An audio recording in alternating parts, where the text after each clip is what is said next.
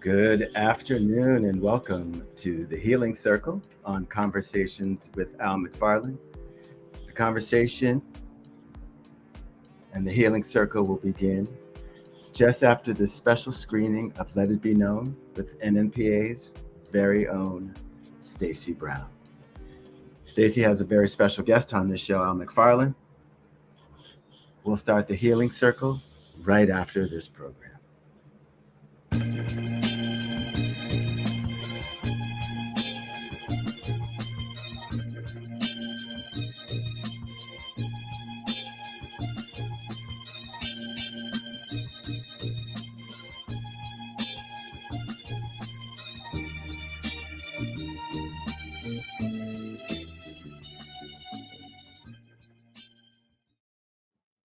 Good morning and welcome to the National Newspaper Publishers Association's Let It Be Known. It is Thursday, July 21st, 2022. More than 3/4 of House Republicans, or roughly more than 160 of them, voted against legislation protecting interracial and same-sex marriage. The U.S. House of Representatives, led by members of the Congressional Black Caucus, did pass the Respect for Marriage Act, a bill that is seen as preemptive to any further Supreme Court assault on rights. It now heads to the Senate, where Minority Leader Republican Mitch McConnell from Kentucky, who is in an interracial marriage, has refused to publicly support the measure.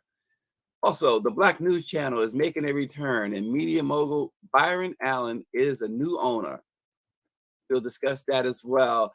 And the Louisville Courier-Journal, the newspaper in the town where Breonna Taylor was killed by area police in a botched raid, launched a 4-week anti-racism challenge on July 1st as a call to action in the ongoing fight against bigotry and xenophobia.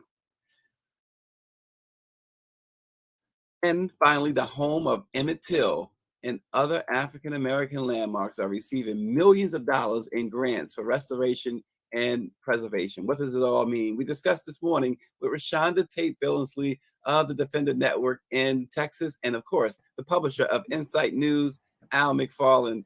Good morning. Good morning.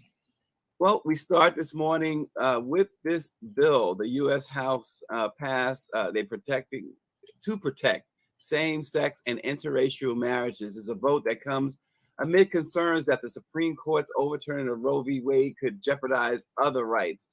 Rashonda, 47 House Republicans supported the legislation, but about 160 voted against it. And of course, it heads to the Senate, where it doesn't seem to have the support from Republicans there.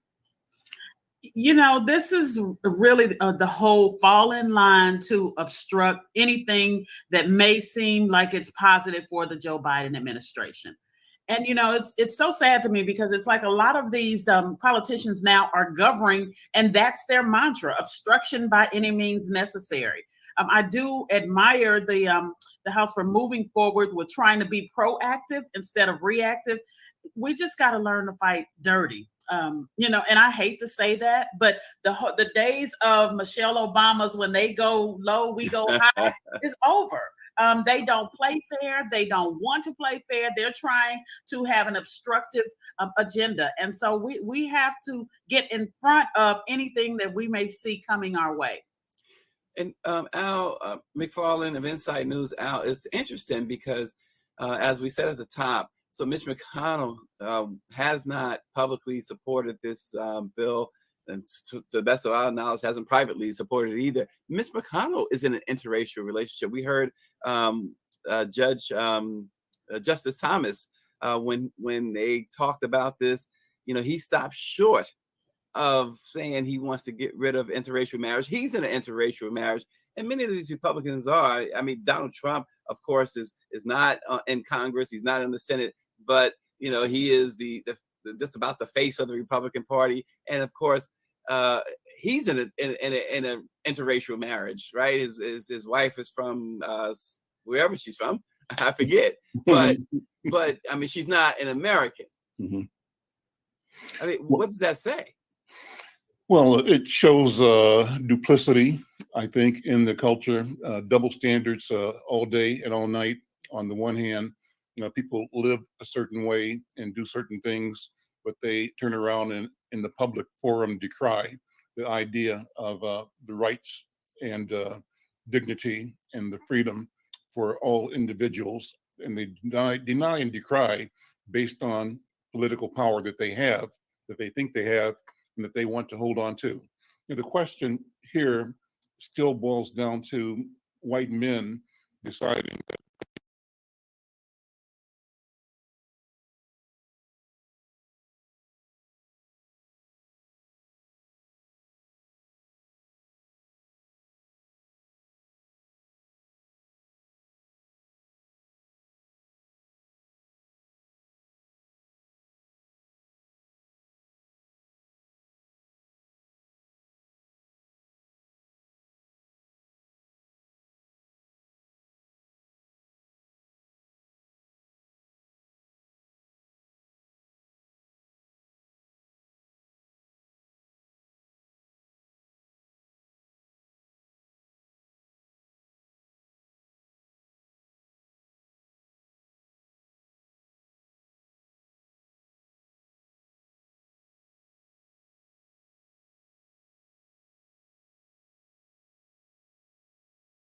they haven't been before is a good thing. This discussion is a good thing. And I think we owe it to ourselves to examine both behavior, both practice against the promise and the policy goals we have in society around marriage, around rights, and beyond. Yeah, Rashonda, um, some may act surprised over these things, but this has been a long time in the making. We know Roe, since 1973, the Republicans have plotted to overturn that. But there's some recent polls that talks about how they are trying to provoke a civil war, and the more you look at this, the more it seems to be that these polls are true.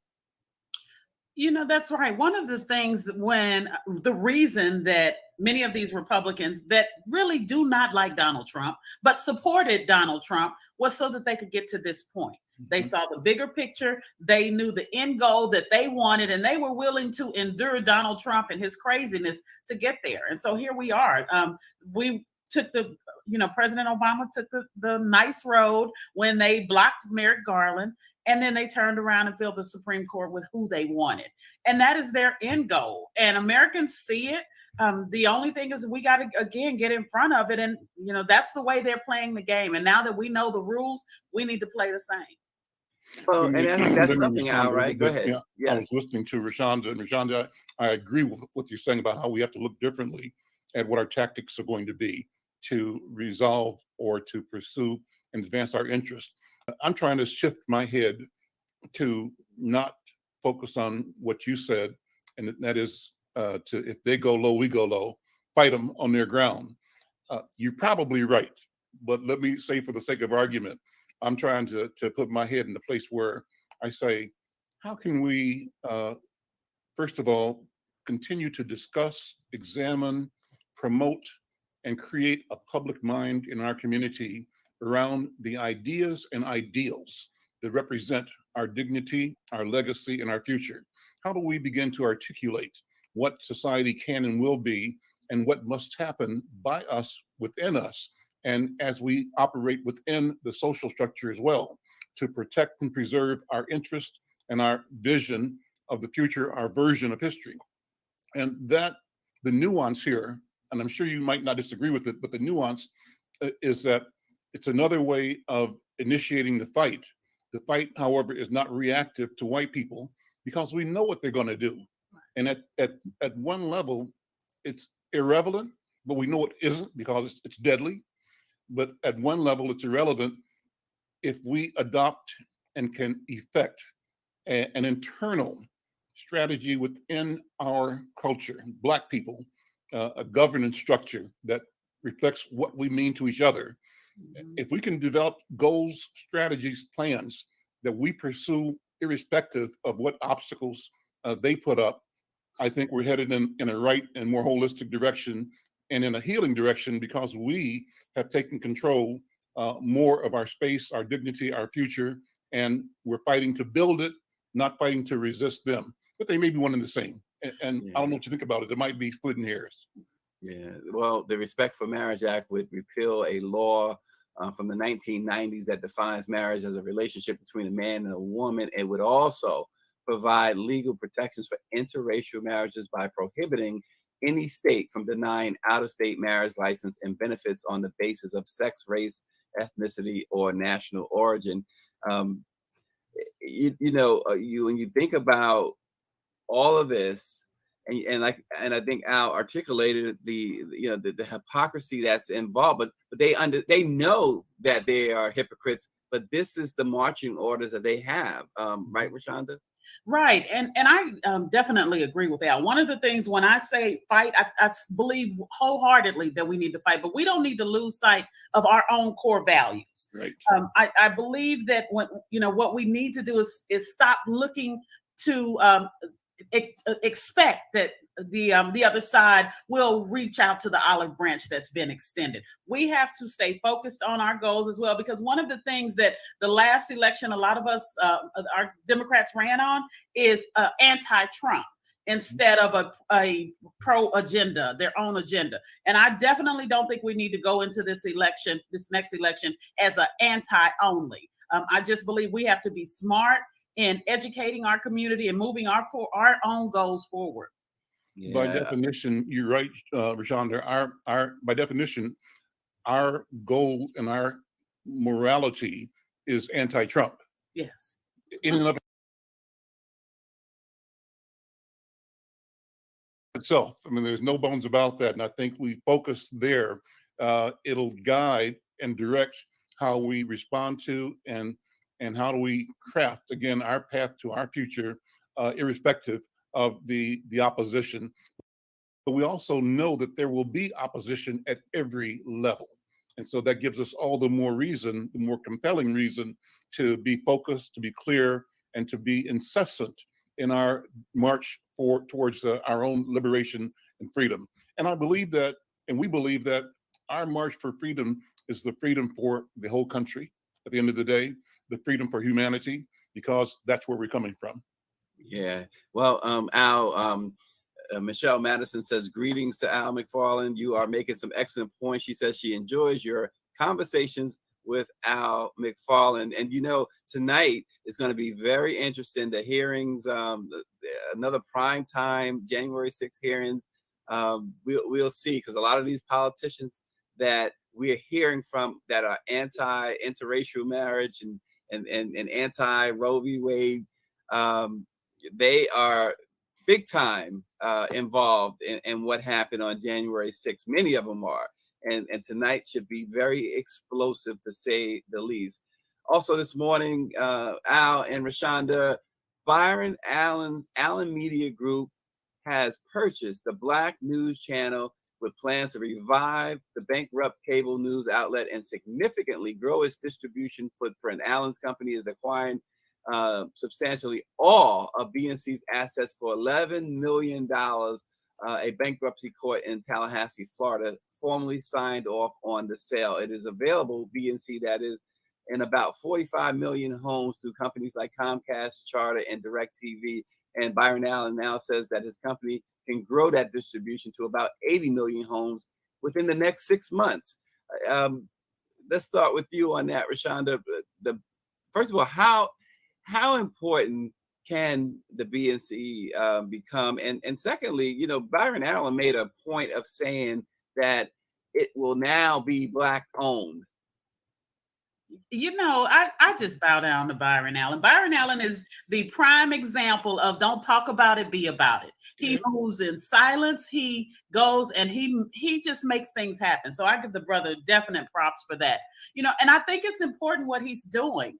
I love to see us go in and reclaim things that belong to us, because we see this with a lot of the other entities that many people think are Black publications or Black stations, and they're not really, because someone has come in and decided, okay, these Black people over here making money, let me go in and buy it. And I love that Byron is saying, no, this is going to be for us and by us. And he's moving, moving in silence and making things happen. And I would love to just see him continue to branch out. This brother owns 27 local TV stations, the Weather Channel, all of this he's amassed. So I think it's wonderful that he's buying the Black News Channel. And I look for great things. I've seen what he's done with the Griot, and the Griot is a go-to place for news for the African-American community. They're breaking news stories that you won't get other places. And that's all a direct result of Byron. Yeah, and Al, how viable can the BNC be now with a solidly Black-owned and operated hierarchy? I think completely and totally. I think its success is, I would say, almost inevitable. And it is because of several reasons. Number one, Rashonda, Byron's in this story represents what you're talking about, and that's fighting.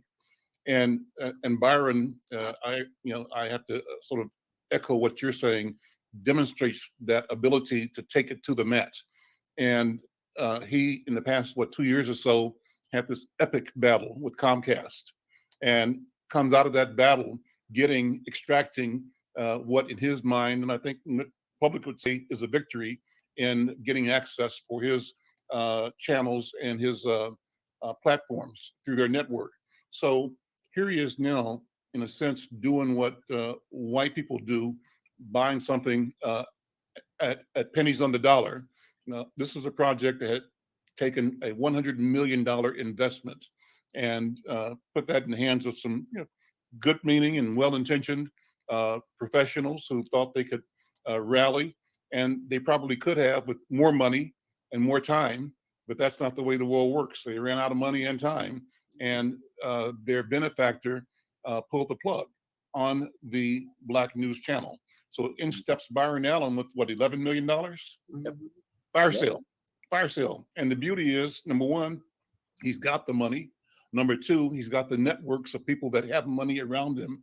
Number three, he's had a chance to watch both the promise and the challenges and the failure of the initial foray that Black News Channel represented.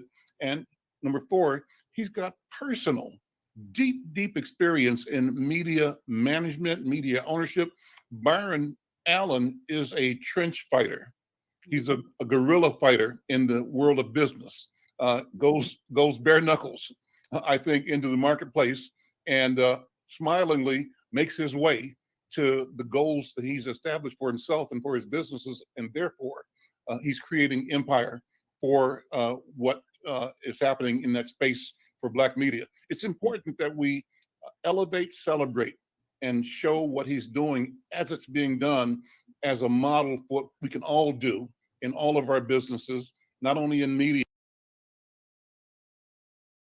but in everything else that we are doing as Black people, and figure out how we train ourselves to watch for opportunity, seize the opportunity, create collaborations that create the wealth or the resources, the pocketbook to buy, to invest, and then to grow. So I think this is a good sign. What's going to happen is that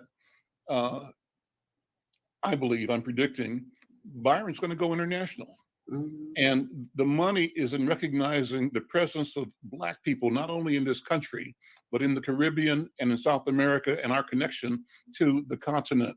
And so the technology means that we can be together in ways we never have been before, and in ways that reflect direct contact and transactions without the interpretation of who we are to each other by white people. That hasn't existed before. It exists now. I think we're on a good place.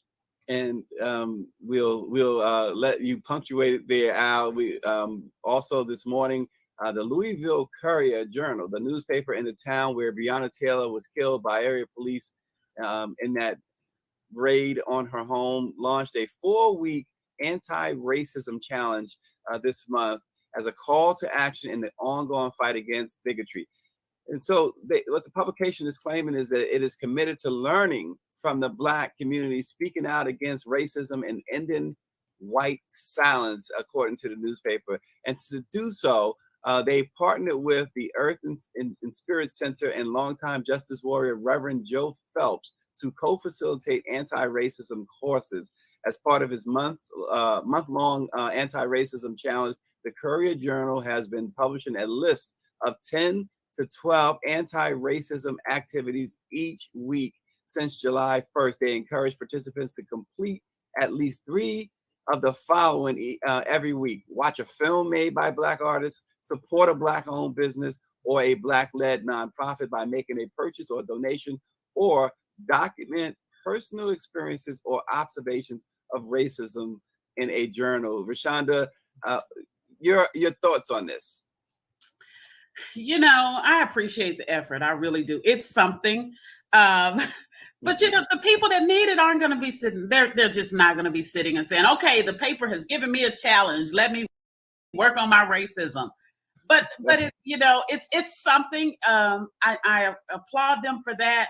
I just don't know that it's going to make a whole lot of difference. The people that will be up to the challenge and take the challenge may already be allies. And I don't know how much watching James Brown is going to help you understand the community, but hey.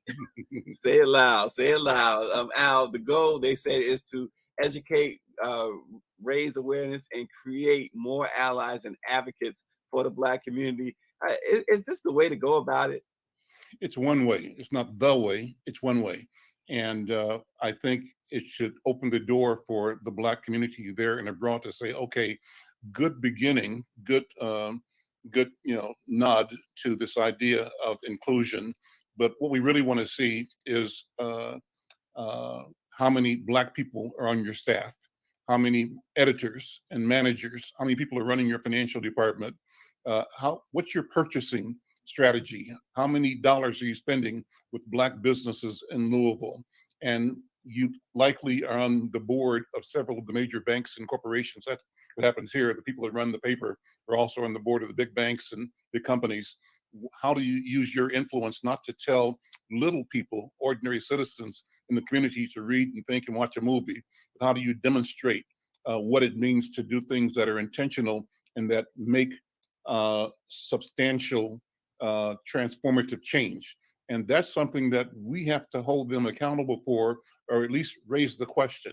We raise the question expecting change, but our life doesn't depend on whether they get it or not. We have to build our own effectiveness in community in how we do business with each other, which we have to be critical of ourselves and challenge ourselves to do more of what they say they're trying to do. It's important because I remember that here's a story. Early on in Insight News's career, I was attempting to move my newspaper into what was then a white neighborhood for door-to-door distribution. And I remember people telling me, what makes you think anybody white has any interest in anything you got to say? Why are you bringing your newspaper to our neighborhood? Keep it over there in your neighborhood, North Minneapolis, where I'm sitting right now. And so that attitude is real. Right. White people feel that they don't have to pay any attention to what Black people think or feel or want, that that's a separate and side agenda, not the main agenda. We have to understand that that's kind of where they have lied to themselves and created a structure that is a lie that they try to uphold to maintain their advantage, that keeps us at disadvantage. And we have to keep being committed to both dismantling that, and the dismantling of it comes by our ability to cooperate and build within our own culture. So that's a beginning. We have to challenge them everywhere, but that's not our thrust. They have to keep doing that. We got to keep doing what we're doing. Yeah. Also, this morning, Emmett Till left his mother's house on Chicago's South Side in 1955 to visit relatives in Mississippi, where the teenager was abducted and, of course, brutally lynched and killed for allegedly whistling at a white woman. A cultural preservation organization announced that the house will receive a share of $3 million in grants being distributed to 33 sites and organizations nationwide that are important pieces of African American history. Some of the grant money from the African American Cultural Heritage Action Fund will go to rehabilitate buildings such as a bank in Mississippi founded by businessman Charles Banks, who won praise from Booker T. Washington, the first Black Masonic Lodge in North Carolina, and a school in Florida for the children of Black farm workers and laborers. Rashonda, go back to you. This is another gesture, if you will. But I mean, what do we get from this aside from preserving these landmarks? You know, one of the things that I would like us to see, or where I would like to see some money directed, is, you know, in the schools, in field trips or education, because the whole reason of preserving this is to preserve our history, preserve our legacy. Well, with the way the schools districts are trying to whitewash and wipe out our history and our legacy, then these things will be irrelevant unless we can really get these kids there to see it for themselves. They're not going to learn it in school. So as parents, as educators, as community leaders, we have to take it upon ourselves to utilize these Black history sites that are being preserved. Yeah, and specifically, Al, the home where Amy Till Mobley and her son live will get funding for a project director to oversee restoration efforts, including renovating the second floor to what it looked like when they lived there. And that's interesting too. So is the goal here is to make that sort of a museum? Well, I think preserving any and all aspects of our history is critical and important. And this is the right thing to do. I think we need to champion this and to encourage other activities like this nationally and in every community that we're in as well. Look, when I first visited London to visit relatives in London, we're Jamaicans, and some of us came here and some went to there. Cousin was driving me around on one of those open air tour buses, right? Every corner was a statue. Lord this, Count that, Duke this, Duchess that. Yep. And so after an hour or so of seeing all this glorification of colonists, of imperialists, right? I said, no wonder these white people think they all that. They remind themselves of their greatness every minute of the day. And so we need to take a page from that book, not reacting to them, but understanding how that question of creating a public mind works, and decide that it's important for us to document every single aspect of our life, of our lives. So anything we do that creates an archive, that creates a museum, creates a historic character around a place or an event or an idea is important. We have to do more of it and be intentional about it. And as Rashonda is saying, build into it a plan to educate and to share and to teach young people the significance of who we are, where we have been, what we have done, and where we are going. And I call that creating a public mind. Yeah. That's our job as newspaper owners, as communicators, is to create dialogue, conversation that results in a vocabulary, a syllabus in the mind of Black people that is expansive and that all adds up to our movement forward into a future in which we win. Yeah, Naomi Davis, who's the executive director of Blacks in Green, which is a local nonprofit group that purchased the Till House in 2020, said that this house is a sacred treasure from our perspective, and our goal is to restore it and reinvent it as an international heritage pilgrimage destination. She said the plan is to time the 2025 opening with that of the Obama Presidential Library a few miles away. And as Bobby Henry, the publisher of the West Side Gazette, writes in, he says that entire neighborhood is being uplifted with community gardens and all kinds of good stuff. So it's really good to see overall that they haven't, and the neighborhood, not just Emmett Till and his mother, but the neighborhood hasn't been forgotten. Rashonda, I think that's important, right? Absolutely. Again, it's about instilling a sense of pride. Like Al says, when the community has something they're proud about, they're talking about it. So they're telling people, you got to come see this. And so that helps in spreading the people coming in to see it, and it's spreading the pride in the community and getting just the history spread. So I think it's great that it's providing a boost to the community. Yeah, Quickly, my go ahead. office in North Minneapolis, when I bought it, was a small mansion that was known in the neighborhood as the Terra Mansion. And Terra was in homage to the antebellum South and the whole, grandeur of white largesse. When I bought it, I said, you know what? This cannot be the Terra Mansion. It can't be known as that. So I renamed our space. Our space is now called the Marcus Garvey House. And that's the act and the willful act of renaming and of claiming space that had been part of a distortion and bringing it to our truth, our light, our future. Yeah, and speaking of Bobby Henry, we want to give a shout out to his classmate. Congratulations to our friend and colleague, Cheryl Smith, the publisher of Texas Metro News and iMessenger Media, inducted into the NABJ Hall of Fame. She definitely deserves it. There's probably no more deserving recipient than Cheryl Smith. Congratulations to Cheryl, a really good friend of the show. And we appreciate all she does in the Black press. Thank you all for watching. Thanks for Shonda Tate Billingsley. Check out the Defender Network in Houston. They're doing some great work there. And of course, Al McFarlane, you see him on Conversations with Al McFarlane each day. And of course, Insight News is keeping us all abreast of what's going on in the Twin Cities and nationally. So check out Insight News as well. Thanks for joining. Let it be known. We'll see you tomorrow. Yeah. We'll log on now, okay?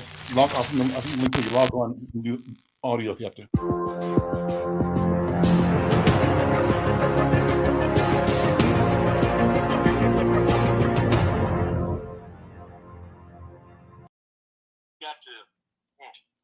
I've got to turn on a computer. I'm Al McFarlane. Thank you for watching that. This is Conversations with Al McFarlane, the Conversation with Al McFarlane.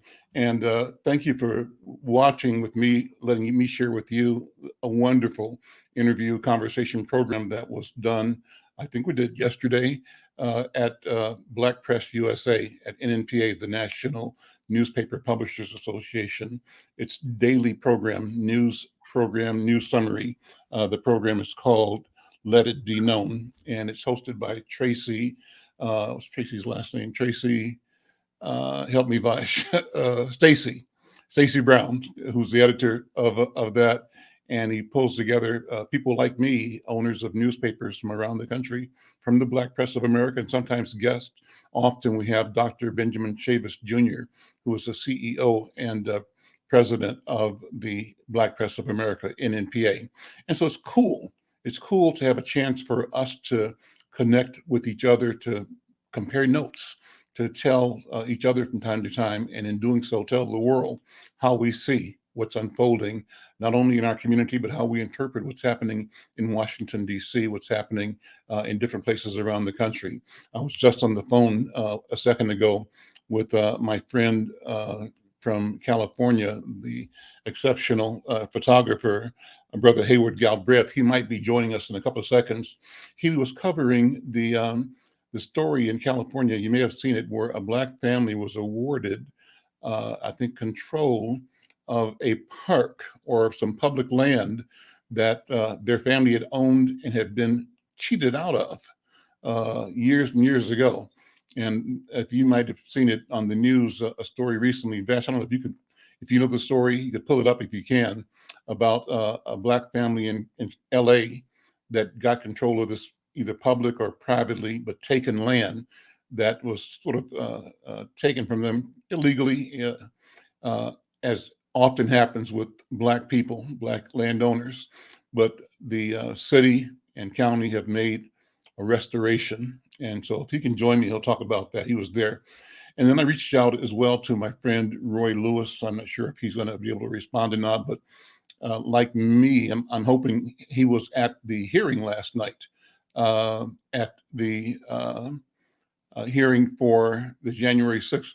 If Brenda's there, Brenda, I see you. I don't know if you're able to come on. Not your camera. I think your electronics were not working for you the other day. You guys have some challenges out there We're in New Mexico, right? But we hear you. We hear you. How you doing, Brenda? I'm okay. Okay. I'm okay, and I'm sorry about that because I've been on Zoom and StreamYard today, so I don't know what's going on. But anyway, that's okay. It's good to see you. Good to see you as well, and thank you for being here as always. You know, yesterday we talked about great conversation yesterday with Brunel and Kamal and Dr. Irma and Youssef and me and you. That was an excellent sort of survey of some important themes.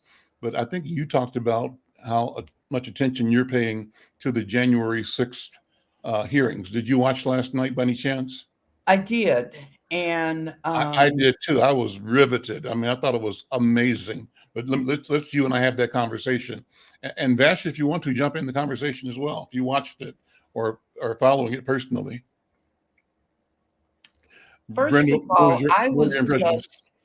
I was taken back, I think, by the seriousness of everything more than a lot of the testimony, because I kept thinking, what would have happened if he had gotten close and done what he wanted to do?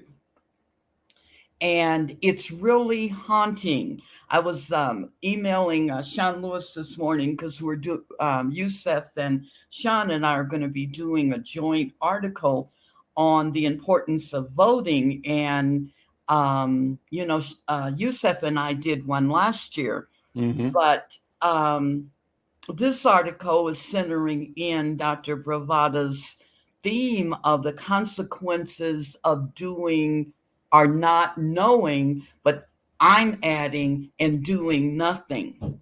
And I thought about that last night.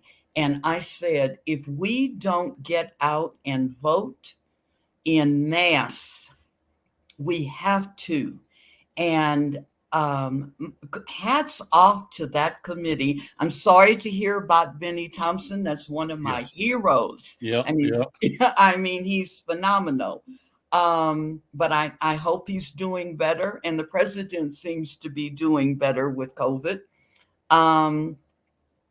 But I'm like you, the word is riveting. Mm-hmm.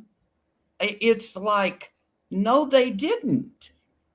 So again, and I asked the question on the show yesterday, but then it was asked by a USA Today columnist, Kirsten Powers, early this morning. Mm-hmm. And she said, who are these people who would vote for this man? Yeah, but they're there. Bring in Hayward Galbraith. He's joining us from LA. Hayward, brother, how you doing? Thank you for picking up my call and jumping in on this call. How you doing, man? I'm doing all right. I'm sitting kind of awkward because I had to switch from one computer to another computer. So I'm kind of sitting sideways here. That's fine. I love your setup. I like seeing a person in his element. I think it's exciting, man. And I want to be in LA with that ocean. Well, I was at the ocean Wednesday. It was really beautiful. Oh, I bet. You sent me, and I haven't gotten to them yet, but I will, photographs of the story. And I think, Bash, you put it up a minute ago about the family in LA who's tell that story, if you would.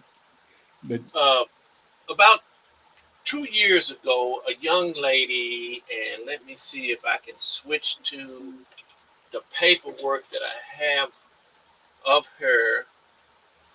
There was a young lady who found out about Bruce's Beach, and she decided what she found out was that Bruce's Beach, which was a resort that was owned by a black family, Manhattan Beach had done eminent domain and taken it from them nearly 100 years ago.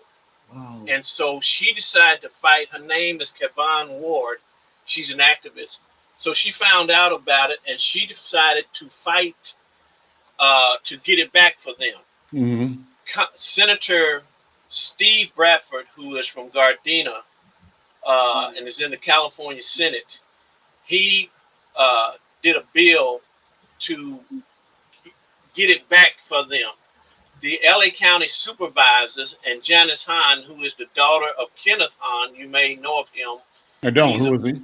He's a very famous supervisor in LA County. Okay. He was white, but he works very hard for black people to be treated equally in LA County. As a matter of fact, when Dr. King came to Los Angeles, he was the only supervisor who went to the airport to meet Dr. King. Got it. And Haywood, don't they have a Hahn Park? They got Kenneth Hahn Park, which I live like 3/4 of a mile from. I spend a lot of time up there. I thought so. It is an urban oasis.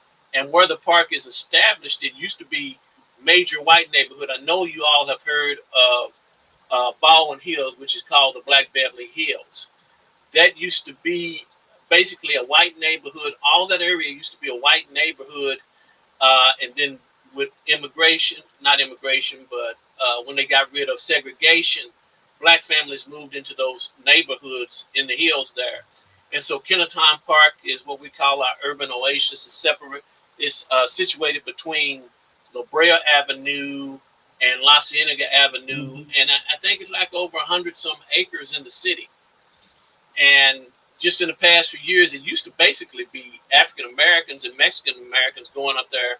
Past few years, we always joke about it that white folks discovered it. Now they're trying to take over the park. They look at us funny when we go up there. Right. For years. Now, don't they have the oil pumps up there, Haywood? They have on the west side of La Cienega, they have oil fields. To the south, Kenneth Hahn Park is bordered by Slauson Avenue, and when you go south of that, there's Fairfax, and they got the oil wells between Fairfax and Stocker Street. Gotcha. As a matter of fact, they make a lot of movies up in there, and there's a big protest going on with the people who live in Windsor Hills, which is part of Baldwin Hills, about the fact that the oil wells are siphoning so much oil out of there that it's causing the ground to shift, and their foundations on their homes is starting to crack. And they're trying to get a moratorium going to stop sucking the oil out of the ground. There's a big environmental thing going on about that as well. And so this park was stolen from the Bruce family, like I said, almost 100 years ago by Manhattan Beach. They did eminent domain and took it away from them. And when Steve Bradford, when this young lady, Kevon Ward, started to fight to get it back to the Bruce family, Steve Bradford, who was African American in the Senate, he took up, he proposed a bill. That bill got passed. It came back down to LA County, and Janice Hahn and Holly Mitchell, who is the lone black supervisor now, they took up the fight to have the county turn it back over to the Bruce family. And Wednesday, they finally deeded it back over to the Bruce family. And what had happened is, I can point to the picture. You probably can't see me pointing to the picture, but at the top of that picture, you see the ocean and a little building right there on the picture that I believe you had the picture up, Al.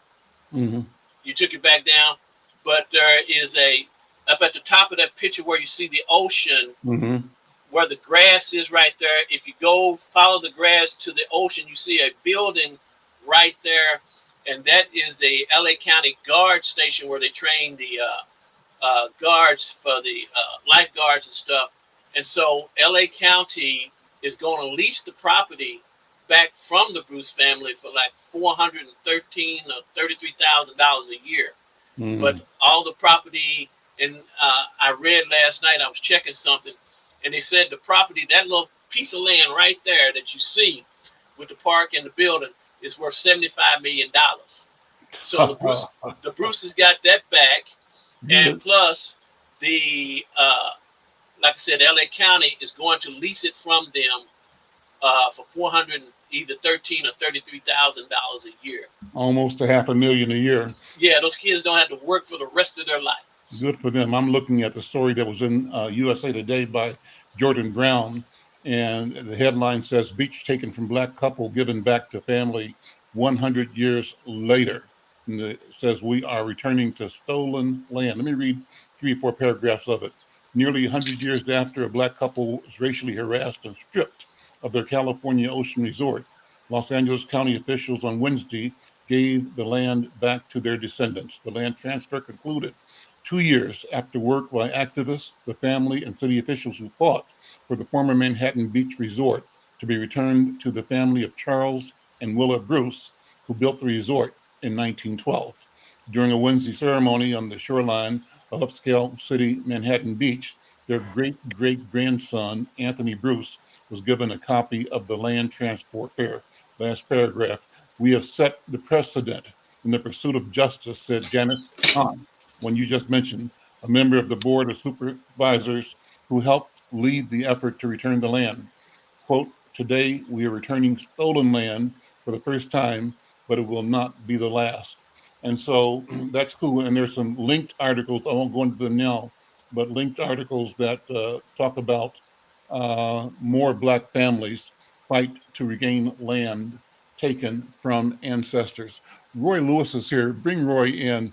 And thank you, Brother Haywood, for doing that. You know, it would be nice, and I called you on short notice, I know that, but one of these times we'll set up where you can have some of your photographs on your website up and share those, because you were on the scene and captured the ceremonies associated with the transfer of this property back to Black people. So thank you for doing that and for being there and for sharing as well. Yeah, I got to tell you something. Go ahead. See, I was sitting up here working on a project, Mm-hmm. and this is what I said. I'm going to work on this project, and I'm going to get all engrossed in it, so Al will call me this morning. That's how it goes. And so I got all engrossed in this project. I'm like, watch Al call me this morning. Uh-huh. But I'm gonna catch you one of these mornings. I'm gonna be already set up. Okay, all right. So there's a computer behind me that I had fixed up to use for when we do this. But like I said, I got all engrossed in this project I'm working on here. Well, as you can actually see on this screen right here, uh-huh. I have some images pulled. I have the images pulled up. Uh-huh. I don't know if I can make them big enough. I'm not quite sure I can fix it where you can see it, because I don't do Zoom that much. Yeah, it looks like a contact sheet from bring here. up images and stuff. Yeah. What images are they of those? Is that the beach? They're of the ceremony at the beach. Okay. Yeah, we can see like a contact sheet. Looks like from here. And I got some, if I could figure out how to, if you can walk me through it, I got a couple on my desktop. Well, you could share. Like, go to the bottom of the StreamYard and look at share. Click on share. Okay. Yeah, and then it'll ask you what to share. Give you a choice of files or video. So choose the choice at the bottom. I think. Bosch, correct me if I'm wrong. It says video files. It says slides. I don't know what's going on here. There should be just share a screen. Share a screen.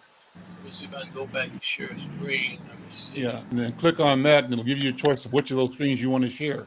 Then we'll have your screen up looking at it. Good computer sharing is the easiest with 2 monitors. Share screen. I'm gonna hit share screen. Let's see. I'm trying to get here. I'm reading on what it says. See if you can work it out. Roy, how you doing, man? Hey, man, I'm all right. How are you? I'm doing good. Did you go to the hearing last night? No, I didn't go, man. Okay, I thought you might be there. I was looking for you on TV. Yeah, no, man. Looking for your Buffalo Soldiers outfit. I said, look here, man. I just decided I'm just going to stay in, you know what I mean? I watched it on TV just like everybody else. Well, I tell you, man, what I was most impressed with, out of all of it, was the closing remarks from Adam Kissinger. Oh, right. I think he lit him up. He tore him a new rear end. He talked, from a place I'd never heard or expected someone like that to talk from, and laid bare, the crisis in character that our nation is faced with right now. And it's not, I say our nation, but it ain't us, it's them. Well, yeah, it's always basically been there, man. We're good Americans. Yeah. But for him to call it what it is, I thought was exceptional and phenomenal. And I was impressed. And I have to say, like Brenda, totally impressed with the vice chair, Ms. Cheney. And I think Representative Elaine Luria did a phenomenal job. I was waiting on her. I've been waiting on her to get her spot, because you got to think now they hung her out. I mean, you got to figure that they put a little bit of stuff on her too, Yeah.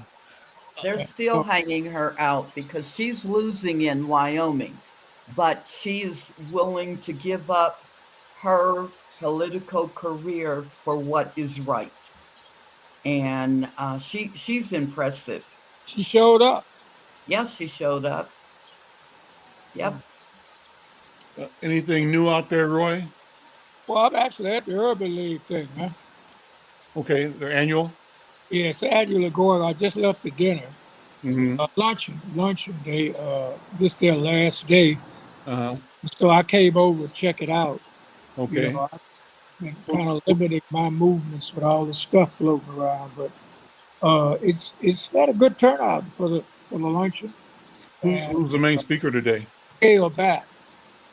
They had the Secretary of Housing. Okay. Sister from Ohio. Ann Fudge. Ann Fudge. Yeah, right. Miss Fudge. Yeah, she get the keynote. And Okay. she was on. They had Kamala Harris earlier. Okay. Kamala Harris earlier. Yeah, she came through earlier. All right. Cool. I think they might have did a video thing on her because anyway, she came through and rolled out.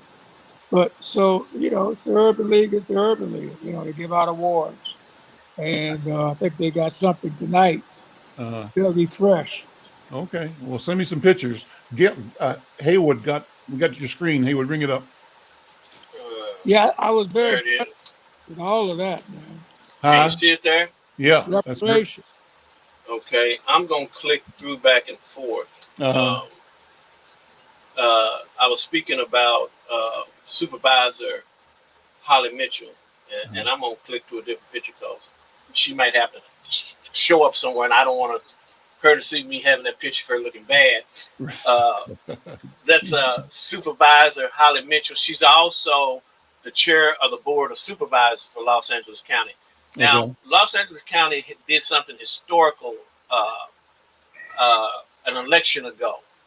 They put on the board 5 women, and there's still 5 women on the board of LA County Supervisors. That was historical. It had never happened before. Is the board just 5 people? It's just 5 people. So all 5 are women? All 5 are women. Amazing. And yeah. Holly Mitchell is now the chair of the board. Let's see, there's 1 black, which is Holly Mitchell. I think there's a couple of white and a couple of Latino. Okay. And I was speaking of Senator Bradford and I'm drawing a blank, and Janice Hahn. Senator Bradford is on the left. He's in the California Senate. And Janice Hahn is another member of the Board of Supervisors, and her father was Kenneth Hahn. And she's taken up the mantle just like him, because when it came to her, I'm not sure, I think Supervisor Mitchell was on the board, but it was in the 2nd district, which was Janice Hahn's district at the time. They have redistricted, and now the 2nd district is part of Holly Mitchell. That part, Manhattan Beach, is part of Holly Mitchell's district now. So she took up the mantle further from Janice Hahn to get this done, and that is Stephen Bradford, Janice Hahn sitting there. That's a picture of, you can see the ocean behind them right there. That's Supervisor Mitchell speaking about it. That is the grandson now. What's his name? His name is Anthony Bruce, his wife. And to the right of her is Kavon Ward. She's the young lady, the young activist that got the ball rolling. Okay. This right here is a picture, And what's fascinating about this was this young lady, when they started the ceremony, she started painting this picture. And she was painting a picture of the husband and wife. And by the time they got through with the ceremony, she had finished the picture. Mm-hmm. This is right here, the LA County Registrar, Dean C. Logan. He's the one who presented the deed to the family. Stephen Bradford, who gave a very emotional, motivated speech about what had been done to Black families throughout the country. As a matter of fact, I'm going to kind of paraphrase what he said. And part of it, he said, you know, more harm has been done to Black Americans and more has been stolen from Black Americans than Black Americans ever burned or rioted in this country. And it was very impactful the way he said that. This is this young man right here, and I don't have his name up here.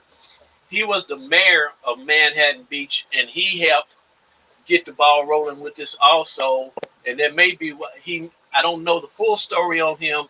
He may have turned out, or they may have not reelected him because he fought to help them get Bruce's Beach back to the family.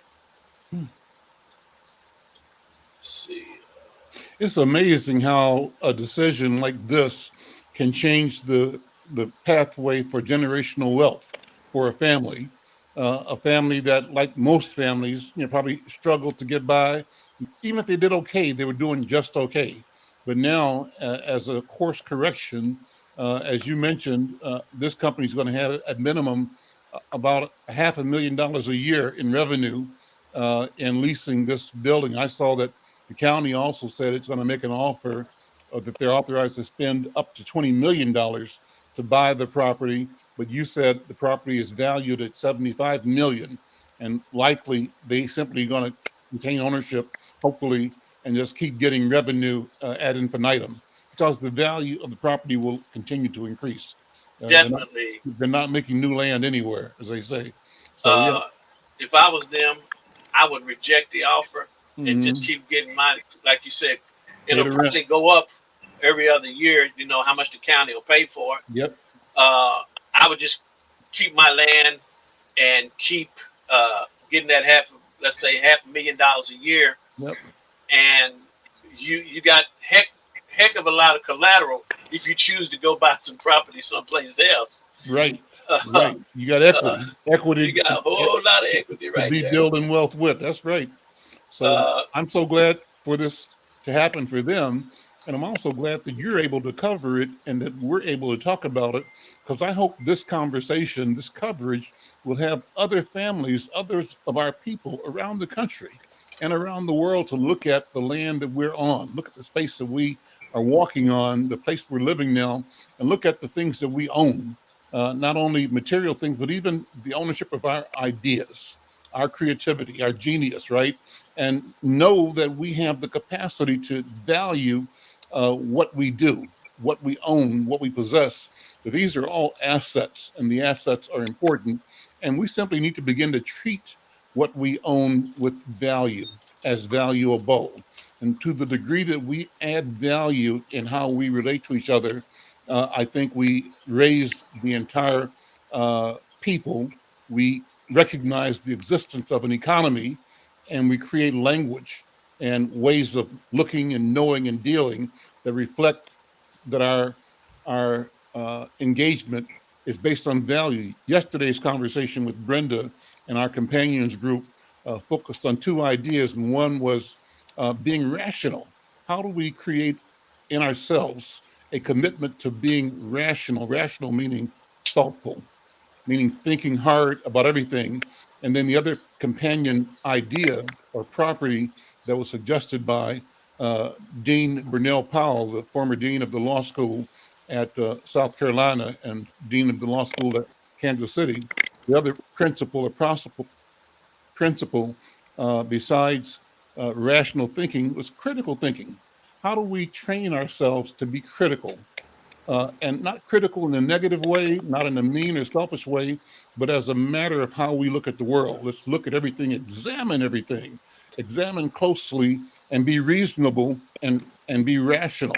Make decisions based on thought and critical analysis, critical examination. And I think that's where we're headed. You know, and the beauty of me saying this right now, Haywood and Brother Roy, is that you all and we, me and Brenda and you all, really have a critical role in presenting information to our people. That's what we do. We're the messengers, we're the observers, right?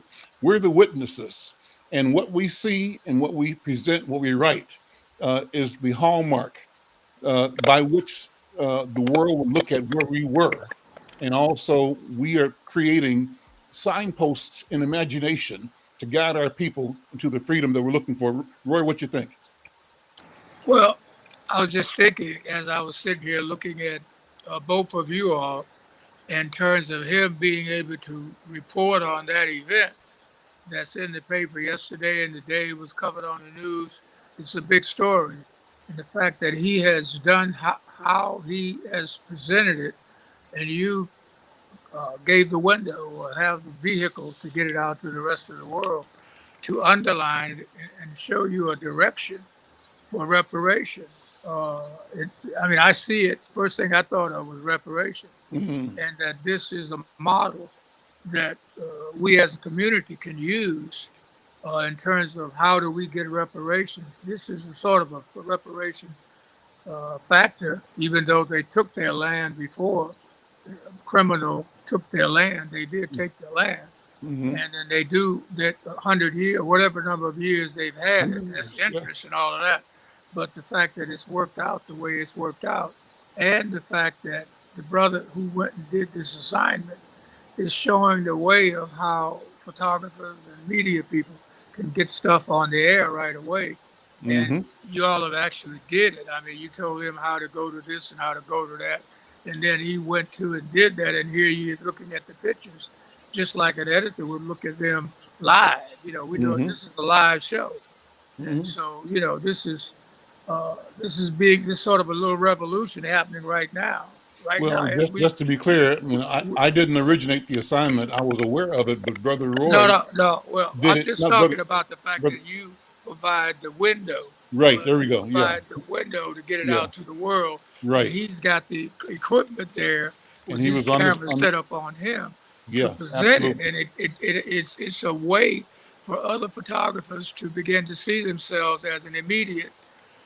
If you've got a window, to get it out, then you know this same thing could happen on other shows on the same story. You know, that's all I'm saying. And so, being in the media, I'm always looking at news. It's almost like a little. Remember the old word, dog and pony show. You know, on live dog and pony show. You know what I mean? You know what dog and pony. Hey, but wasn't this sort of unusual for Manhattan Beach, though? I mean, that the whole, I know where the location is, but that's awfully powerful for something like that to happen in Manhattan Beach, the rich and the famous.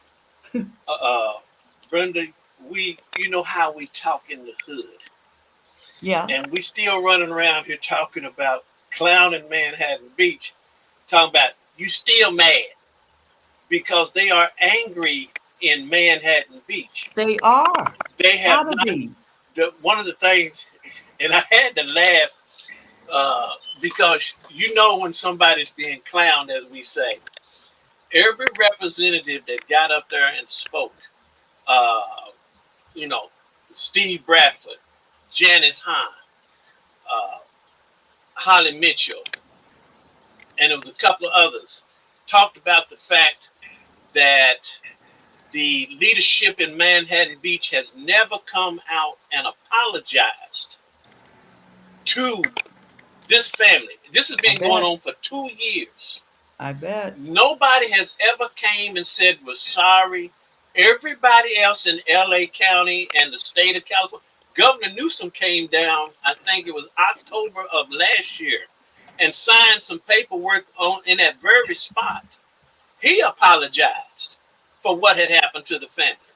Manhattan Beach, like I said, nobody has apologized. There was nobody from the leadership of Manhattan Beach at the ceremony on Wednesday, and I looked around because I'm always looking to see I thought that. who's where they are and who's who. There were very few, even Caucasian people from the Manhattan Beach area there. Most of the people at the ceremony had came from other places to be at the ceremony, not people from Manhattan Beach. Look, we're out of time, guys. Haywood, thank you so much for answering the call. Roy, thank you as always. And I think what we're doing, this conversation is a critical one, important one. I want to make sure we keep doing this as you are on the front line, Haywood, Roy, front line there at the Urban League, right? This is like real time change underway. And you all are the witnesses, the observers, the interpreters. And so thank you for what you do. And let's keep this conversation going.